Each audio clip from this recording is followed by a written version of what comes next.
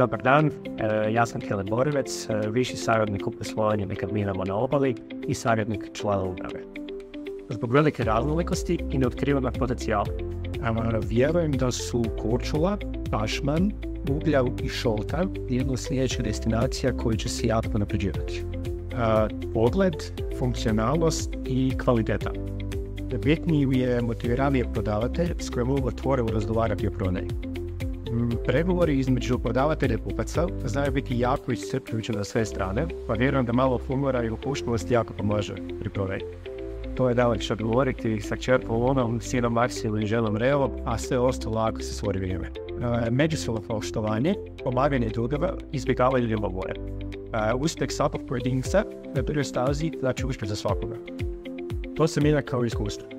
Bitno je zašto radiš, za koga radiš i da ostaneš pošten.